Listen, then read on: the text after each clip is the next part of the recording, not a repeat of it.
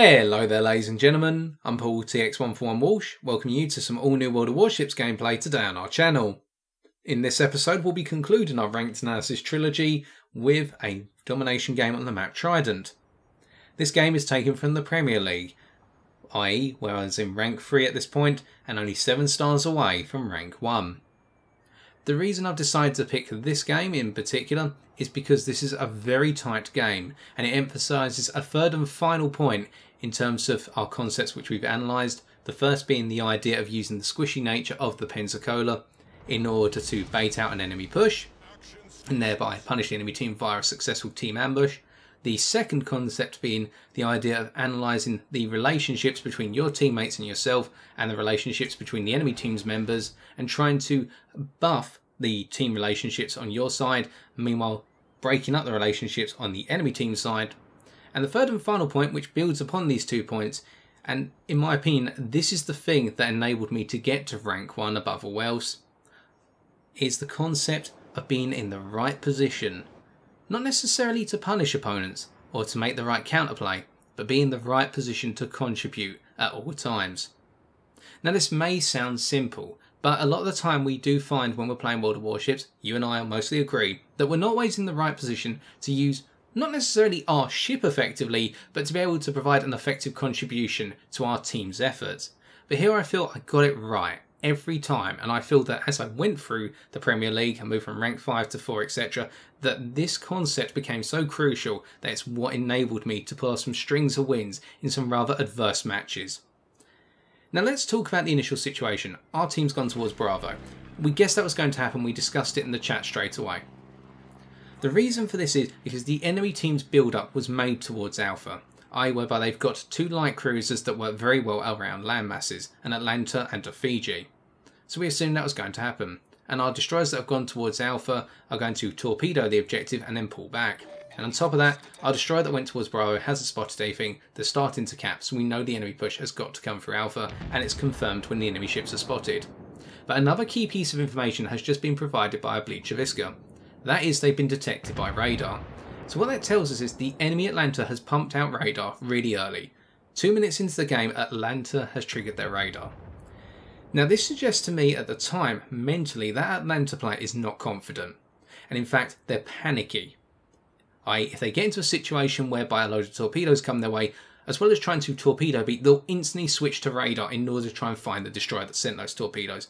Now this works of course, but the idea being they may not be in the right position to use that radar to rip apart the destroyer that attacks them. And we've just seen that because the Atlanta's now hidden, we can assume that because 30 seconds have passed since the radar was triggered, or we were warned of it, that the Atlanta's no longer got its radar, our destroyers north of Alpha still have pretty much full health. They weren't punished. So we can use that logic a little bit later to essentially fathom out and rip apart the Atlanta player if we get the right chance. The right chance I should say. Now on top of this, as we make our way through Bravo and we start to head south, notice how we're not pulling away from our teammates to go in towards the western objective, and at the same time we're not pulling back behind our teammates, we're essentially in a line. Now the reason for this is at the moment we've got a slight points advantage, so we don't really want to make any aggressive plays. We just want to saunter around the map, make sure our guns are in the right position for the right moment. And with our team providing a smokescreen wall up north of Alpha at this point in order to cover our Scharnhorst, and the enemy Nagato seemingly being southwest of Alpha, the enemy Atlanta is spotted again. But with all the torpedoes coming in around them, and the fact that there's a lot of ships on our team located northwest of them, they seem so occupied on observing that and keeping an eye on that situation, that as we open fire and get spotted on them, they're not going to react. Now not to say that they've been able to react perfectly to this, but perhaps they would have had some spatial awareness of what could potentially come from their eastern flank. And because of that, and they were staying in a straight line, we picked up pretty much a third of their health. So straight away that indicates the whole concept of them perhaps being not as confident as some other Atlanta players would be in the Premier League, simply because they were on that straight line and seemed very occupied with the whole northwestern threat. And with some shells being lopped over by the enemy Scharnhorst, what that also tells us now is that the 2 enemy battleships are not committing to anything for the time being. They're playing the defensive game.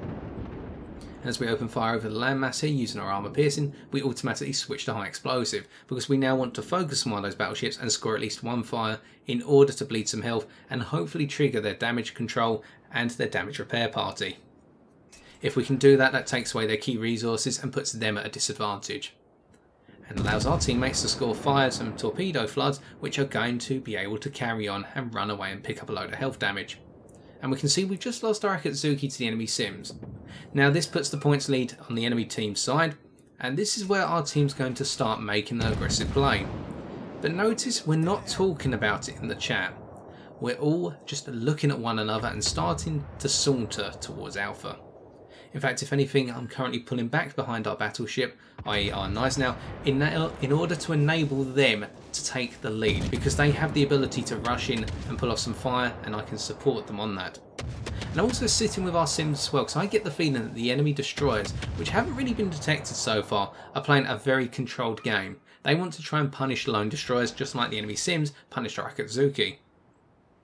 So I'm pulling out south of our team at this point, not too far, but just in the right position in order to be able to support our teammates and also punish the enemy cruisers that are hiding behind that landmass in the centre of our screen as the enemy Fiji throws in some armour piercing and takes out one of our aft-bound turrets.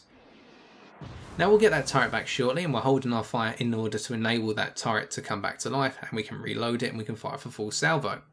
And we're switching to armour piercing at this point just in case the enemy Atlanta or Fiji decides to be cocky and pop out behind the landmass once more.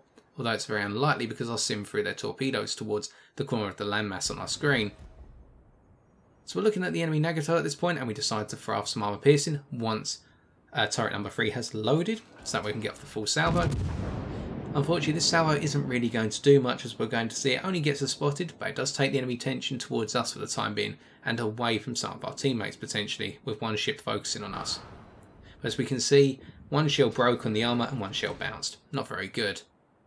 But now as our team begin to push towards Alpha, we come forward in support of our Sims, who get spotted by the enemy Sims. And look where we are in relation to our friendly destroyer. We're on the periphery at 10 kilometres from the enemy destroyer and 4 kilometres from our teammate to support them as we pick up a citadel on the overexposed Atlanta once again. They must be really shaking right now.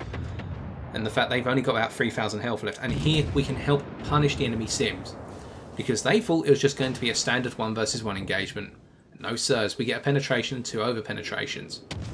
And this is how we're going to play it for the time being. We'll be alongside our Sims and we'll try to support them in getting the attention of the enemy team and dealing out some good damage.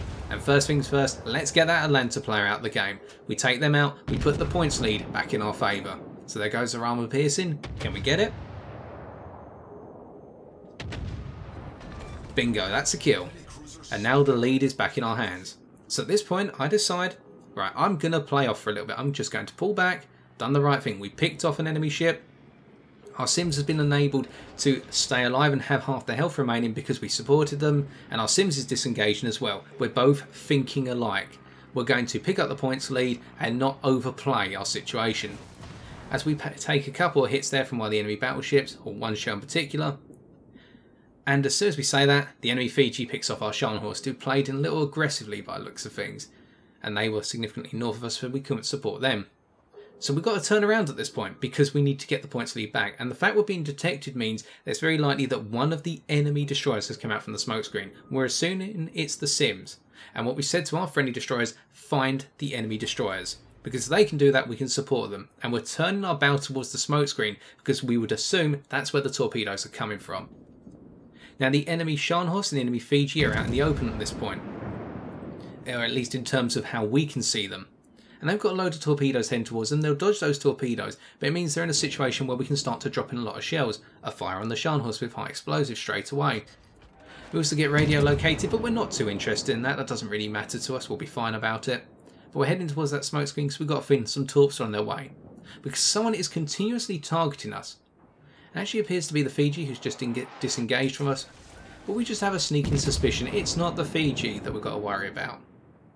And we haven't got a Hydra active at the time being, which is a bit of an inconvenience. We have been using it quite regularly. We've been popping it non-stop whenever it's been available. And our fire is continuing to run away on the Scharnhorst. We're bleeding out a nice bit of health as we hit over 50k at this point. Throwing in some more high explosive. Can we get a second fire to bleed off the health even faster?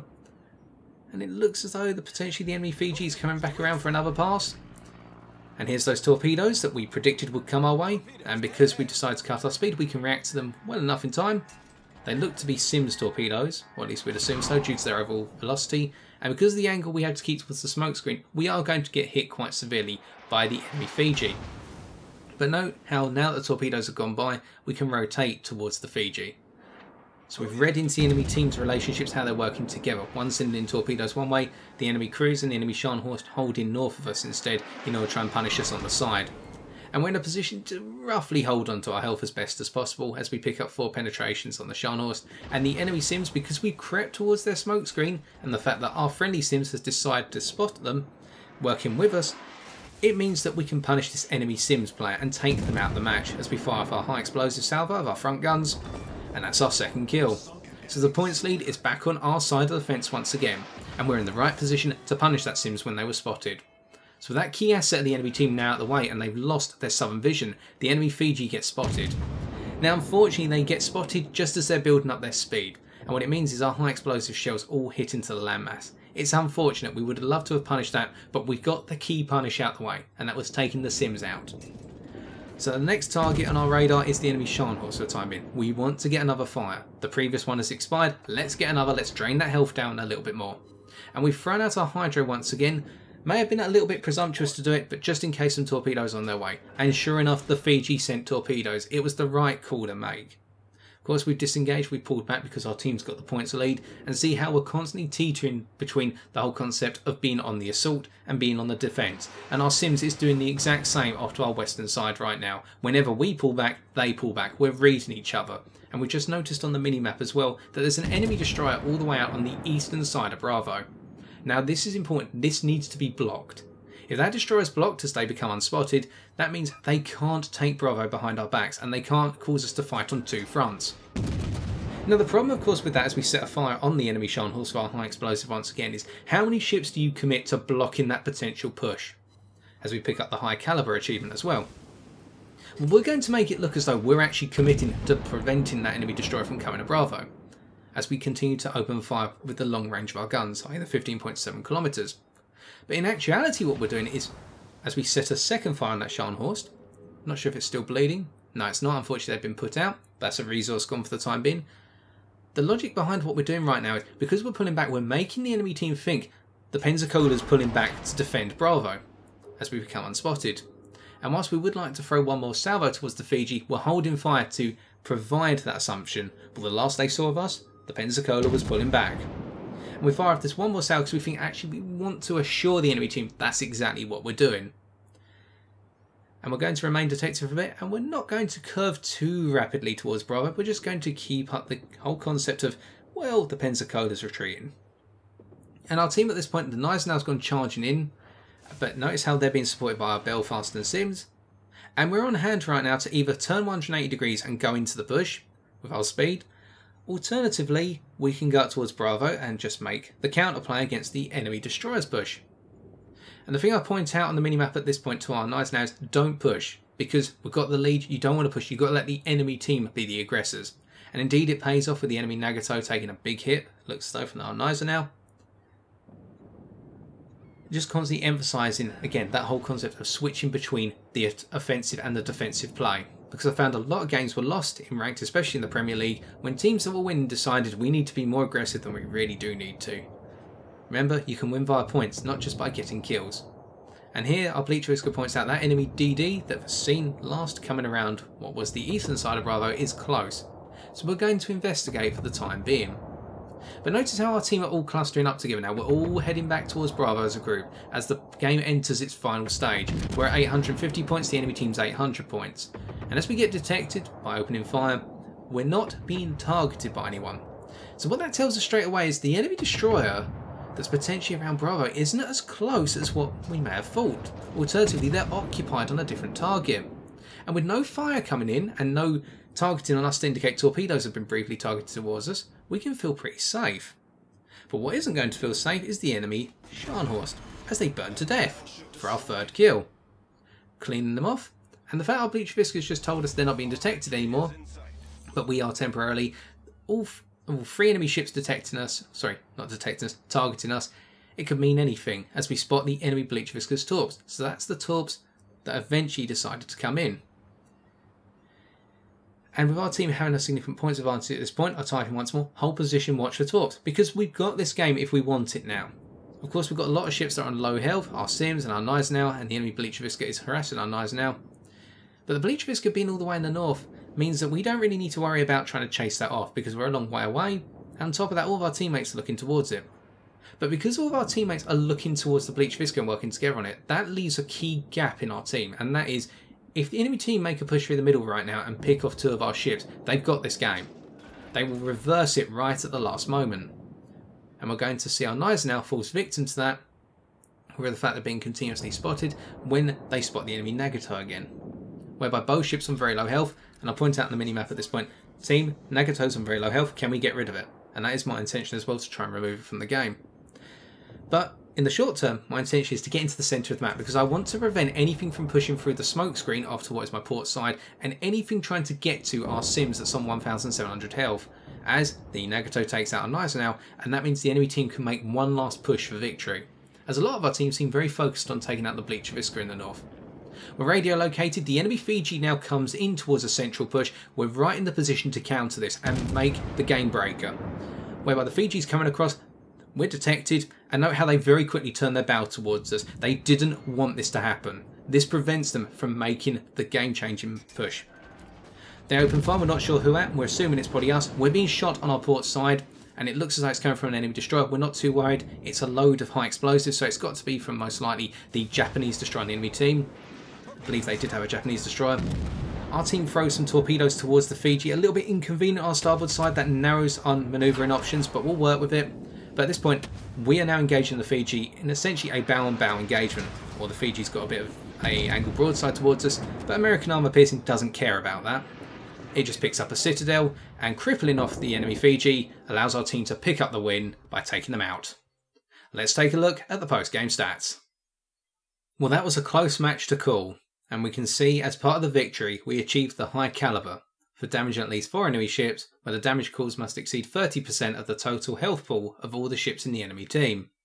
In terms of our battle performance, we dealt out 89,515 HP of damage, consisting of 2 citadel hits, 104 main battery hits, 3 incapacitations, 3 enemy ships destroyed, and 5 fires set. Looking at the team scores, we can see we topped our team in terms of base experience earned with 1,932. This was a significant amount more than second place on our team, and brings us round to the point of this video. Look at the scores from 2nd to 6th place on our team and the enemy team. Note one thing in common, there is a very tight distribution. Now what this goes to show is that both teams played rather well as a group, whereby our team worked effectively to try and win the match, just like the enemy team did. But then when you look at first place in both teams, i.e. the game-changing players one could say, or the people who provided the game-changing contribution, we can see that we pulled away from our team just a little bit more than the Sims on the enemy team. And this is not to disrespect or downplay the achievements of the enemy Sims, or to boast about our own, but it shows how we as an individual perhaps just provided a little bit more of a boost to our team's work compared to the enemy team's top player, and that's what enabled our team to secure the victory, whereas in other circumstances it would have been different. This was a close one. Looking at our detailed report, we have one key item to note here, and it's a bit of an odd one. That is our distance travelled at 70.47 kilometres. Now some of you may be wondering, so what? Well, I think this goes to show how we were continuously changing up our tactics and essentially not staying in one position or staying to one set of tactics at any given point in time. We were continuously switching from the offensive to the defensive depending on our team's point situation, and we were continuously relocating amongst our teammates in the southern half of the map. And this meant that the enemy team couldn't predict what we were going to do next, and made us a very difficult opponent to deal with when we'd be able to continuously relocate into the right position to make a game-changing play, such as at the end against the enemy Fiji, or earlier on against the enemy Atlanta and the Scharnhorst when we set that battleship on fire multiple times. And finally, in terms of credits and experience earned, we can see that after additions and reductions, we walked away with 183,989 silver credits, and 4,347 experience. In conclusion, hopefully today we have shown how one as an individual can be the game changer for their team, whereby locating your ship in the right location at the right time to either counter an enemy push, alternatively support your team as they make an offensive play, can end up with you being the individual who makes a difference. whereby you'll be able to read into the enemy team's working relationships and the teamwork amongst your allies, and on top of that also use the properties of your ship to your strength whilst avoiding your weaknesses wherever possible. And that is exactly what we did here. We're always in the right location in order to punish opponents who perhaps overextended or didn't know we were there. Alternatively, we're in the position to defend an enemy push. Examples including taking out the Sims, punishing the enemy Atlanta in their exposed position, and the final counter against the enemy Fiji's push at the end. And whilst I'm not saying we carried our team, I don't want anyone to think that, I feel that we were the individual, and indeed you can be the individual, who ends up tipping the odds in your team's favour. And so, with that concludes all of our ranked analysis gameplays, and I have been TX141. And if you have enjoyed this video, why not leave a like, comment or subscribe for future World of Warships gameplays on my channel. But until next time, ladies and gentlemen, take care and fair seas.